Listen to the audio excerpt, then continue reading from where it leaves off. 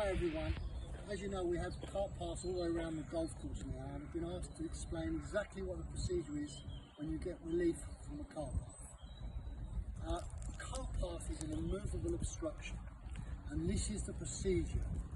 The first thing is, in my opinion, do not touch the ball. Wherever the ball is finished, do not touch it. Leave it where it is, because we have to find the nearest point of relief to that golf ball. It's got nothing to do with how close it is to the edge of the actual path, and it's got nothing to do with where the nearest point of relief is. If the nearest point of relief happens to be behind a tree or in a bush, that becomes the nearest point of relief. You can't choose, there's no choice. It's not, that's the way it works. In fact, in the Euro Pro Tour, Dermot McIlroy, he elected to play off the path because his nearest point of relief was actually behind a tree. So you have to find the nearest point of relief, wherever that might be. So this is a procedure. The ball is the important thing. Wherever the ball is, leave it where it is. On this side, your nearest point of relief, you have to stand clear of the immovable obstruction and place the head of the club. And the head of the club becomes the nearest point of relief on this side, wherever that might be. There might be a tree here, so you might be better off to play. That's the nearest point of relief. The club, you have to have a reasonable selection of club. If you was to say, well, I'm going to take a driver from here, that would be an unreasonable selection of club, because no one would play a driver. So the nearest point of relief on this side is there. Now put the T-peg in there. Now we try and find the nearest point of relief on this side. The nearest point of relief on this side is about here.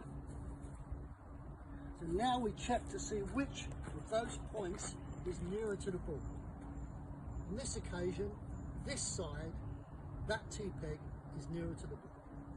So the ball, from this point, we have from that point there, we take one club length, which has to be the longest club in your bag, except the long putter, which normally is your driver. I've got a shorter club here. So there would be the other T-peg. And this is your relief area. The ball has to be dropped in that relief area. So you have one club length, so it's a quarter quadrant, and the ball must finish in that relief area. If the ball drops outside of this relief area, say there, you have to re-drop because you're not taking full relief. You drop it again. If it rolls outside again, you place it where the ball hit the ground the second time. And that's the procedure on this side. On the other side, if the ball, say the ball was here, for example, and your nearest point of relief, the same thing.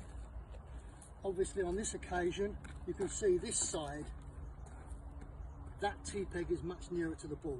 Once again, it's irrespective of where the ball is on the path. Don't get into thinking, well, it's nearer to this side of the path than that side, so it must be that side. It doesn't work like that. So the nearest point of relief on this side is here. We take one club length from there, again, assuming it's a driver, and once again, you drop the ball and continue play from this position. I think that covers it all. If you're not sure about anything or you want to ask any questions, feel free to contact me. Cheers.